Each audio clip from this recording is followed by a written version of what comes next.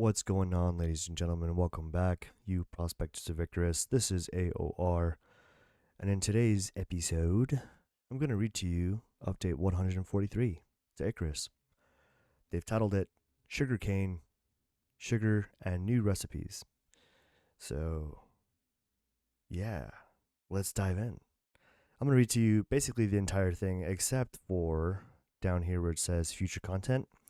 Yeah, there was at least 4 or 5 things that they did really, really weird in this. Like, whoever wrote this, they added this cliff placement pass in Riverbanks Outpost 11 like 4, 5, or 6 times, I swear. Like, so it's there a couple times, and then it's here a few other times, and then it's here a couple times again. So, yeah, I'm not reading that. I'm going to go ahead and just start out with the very toppy top. Notable improvements. Aluminum buildables have received a LOD pass, meaning there are no more black lines that ascend when viewed from a distance. If you know, you know. This thing was kind of weird to look at from a distance, and now they're fixing the ugly. So that's a welcome change. Added a new master glass material, and we worked all of the current glass building materials to reduce the excessive amounts of fog that could be seen through the glass. Now, if you watch my video from last week, they also mentioned this. Someone is really upset about the fog in the glass. Not me. Is it you guys? It's not you? It's not me? Oh, well. Someone's complaining about it. I'm not sure that it was that bad. I thought it was like pretty okay. You know? But it is important enough to someone that they fix it, so they are. That's a bit curious, eh? They've adjusted the weight and curve of the throwing of a grenade to a more accurate motion. We've also balanced this against other throwables for cohesion and synced it better with the audio speed. So that's a welcome change.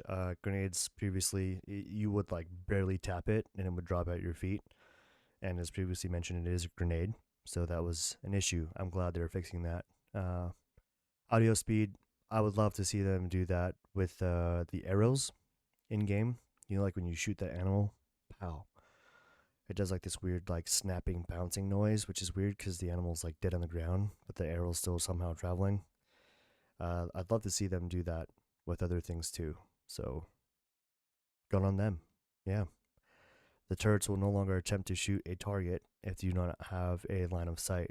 So, for example, behind solid walls, that's a welcome change. They've also increased the stack size for kiwi fruit to 100, which is only just to match other things like your corn, berries, and things like that. So I do appreciate that they're trying to keep that universal. That stack size is perfect in my opinion. I don't know, berries, you could probably do 1,000, but that's just me. So this week with the sugarcane and sugar update, this is a pretty big focus for them. Pretty exciting stuff. Let's go ahead and jump in. The sugarcane and seed packets can now be purchased from the orbital workshop and subsequently grown on the surface of Icarus.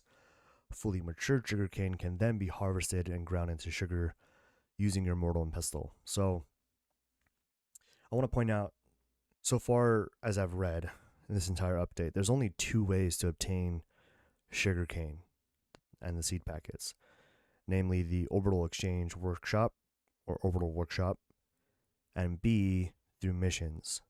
So it'll take the form of some sort of reward, like, hey, you just completed this mission.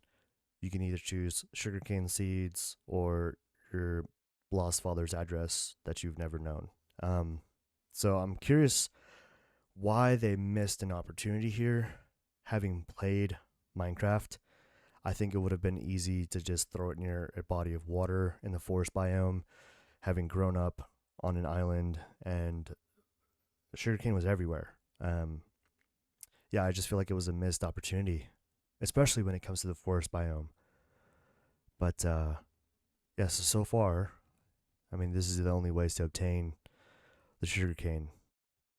But essentially, it will allow them to expand the food choices in the game, providing different alternatives with new buffs that facilitate new ways to play, just as the previous edition of Salt did. The beauty of adding sugar is that it now allows us to explore other chemical applications and how food groups behave with this compound. I think the most obvious area will be the fermentation process, but they added that that will be in the future. So I'm curious if the salt is going to get like its own station, sort of like the salt station does. But currently, it's like only the mortal and pestle and the what's that thing called? The compound something. I can't remember. Anyway, they've also added new recipes, which is pretty dope. So this week, cookies and candy, the new recipes. They've added a few new sugar-based recipes, an energy bar crafted on the player. So salted caramel pastry and caramel berry tarts, craftable on the biofuel stove. Chocolate chip and coconut cookies can now be crafted on the electric stove. All of these sugar-based recipes provide a boost to the charge speed of bows and the reload speed of guns, making them an excellent choice for enhancing ranged combat. Timeout. Um, if you are a normal human being who has a job, you will notice that nothing gets you going like sugar and caffeine. I kind of wish that they added the ability to increase your crafting speed because that's kind of a low hanging fruit.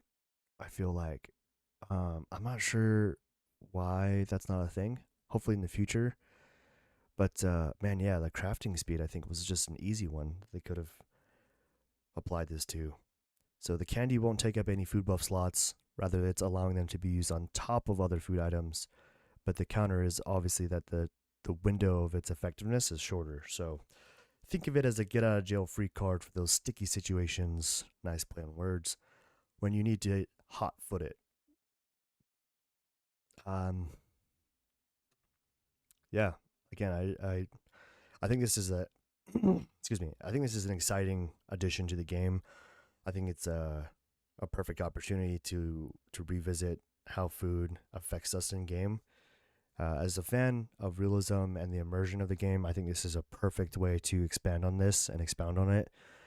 But again, I think a low hanging fruit would be to A, have them grow near water sources in the forest biome, and then B, have them apply to your crafting speed. Like, I mean, just, sugar's math. Let's just call it what it is. You know, no one works fast like when they're hopped up on sugar and caffeine. So this is a curious addition to the game. I'm curious to see how it plays out. So coming soon to the null sector. As mentioned in previous weeks, which if you watched my last video about week update 142, this was also mentioned, but the free Prometheus expansion will include new operations, a new exploration mechanic, which they said last week. I still don't know what this means, guys.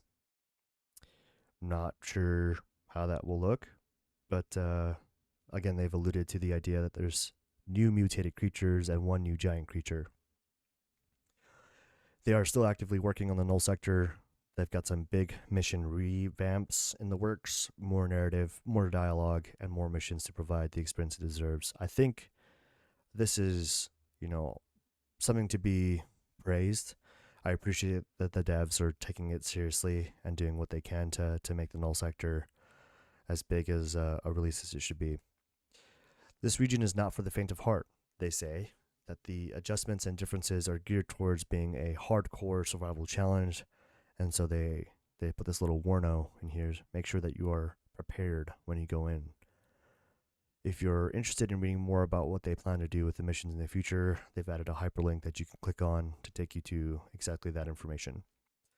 Next week, the new creature, which is called the Arctic Vesper, which to me just looks like the Zubat from Pokemon.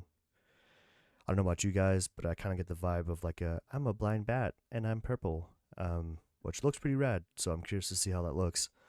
So next week they plan to introduce this new creature that emerges from the nests in the Arctic zones. This creature will come with its own trophy, bestiary entry, and new resource type that will offer an alternative to some existing recipes naturally. So pretty excited to see that. I'm curious. I might actually have to build that shotgun after all. Because if they're like, I don't know, OP, for example, shotgun might just do the trick. Unless they're big. I can't tell with this picture. There's not really like a good scale. Maybe that was intentional, but I'm curious to see how big they are. And that's what she said. Moving on, the new content, unlocking sugar recipe, unlocking the sugarcane seeds, workshop packs, and sugar items. Sugar now requires a blueprint that you can unlock in the tech tree. It is going to be craftable on the marble kitchen bench. They've added new sugar food recipes and item setup. Sugar is not only craftable on the mortal and pestle. Oh, there it is. Material processor. I'm not sure. Again, they might add its own station, like the salt station, if you will. I'm curious to see how they implement that into the game. They fixed sugarcane crops having too low of a seed drop chance. I wish they would do that with other things too. I don't know about you guys, but I've noticed with like the homesteading and farming in the game, every now and then I'm like, wow, like not one seed from this whole thing, really? But they're fixed it, at least for sugarcane. So that's good. That means they're paying attention. Fixed sugarcane seed rewards, added sugarcane seeds to dynamic quests rewards list. So again, that's like one of the other only two ways to get it. Increase the water requirements for cookies and candies, working around a bug with processors turning off at low water requested. I don't know what that means. So I'm curious to see what that applies to. But they are adding a crunch default food to crunchy new edibles and candies instead of soft sounding chewing. As a fan of the immersion, this is a welcome change. So on the list of fixed things, it's curious because I don't know about you guys, but I think I was maybe pessimistically hoping for different fixes. But I'll take it, man. I love like logging into Steam and seeing that Icarus has a new update. So let's go ahead and jump into what they've fixed from this week's updates. They've added a second batch of aluminum buildables with the improved LOD pass as previously mentioned, so now from further away it will look good. A new master glass material, rework of all glass building materials, the railings that are placed with less of the railing underneath the floor when snapped. If you know, you know on this one, because say you had a second floor and you use a railing, that railing would snap beneath the ceiling, so when you're on that first floor looking up at the second floor, you would see it sticking through the ground. So I'm glad they fixed that. This looks more natural and has railings appear as a more similar height on stone floors particularly. So they fixed a typo in the quest step for heal device. They fixed an additional typo in the item flavor text. LOD and material fixes for various windows and doors, the Art Deco and stone fireplace meshes. Personally, I stopped using the Art Deco even though I bought it. Yeah, I just felt like to this point actually that the meshes were kind of weird, so I'm glad they fixed that. Fine-tuned the throttleable curves to be in line with each other so the grenades don't fall right on the floor at a light tap. Yeah. Welcome change. They have adjusted the weight and curve to feel like a grenade, balanced it against other throwables for cohesion and synced it better with the speed of the audio. Turrets will no longer attempt to shoot a target if they do not fall in line of sight, i.e. the walls. Did an optimization pass on turrets to reduce the cost of their target selection and status material updating. Fixed texture errors on glass door, added tempered glass variant materials for the window and door, thank goodness. Added texture tiling controls to MA glass building to adjust scale of reinforcing. The shield's durability now reduced based on the total damage rather than the mitigated damage. Increased shield durability, maximums to reflect damage intake change. Higher tier shields will have the same or higher durability. Personally, I haven't used any shields, so I'm not quite sure how much this will affect me personally.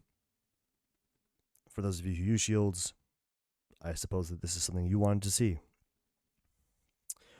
Moving on here. Fixed the issue where beehive upgrades would collide with the player even if they weren't visible or attached to the hive. Added additional inventory slots to the Larkwell meta backpack shotgun.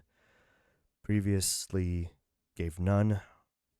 Upped the stack size of kiwi fruit to 100 to match most other harvested small fruits and vegetables.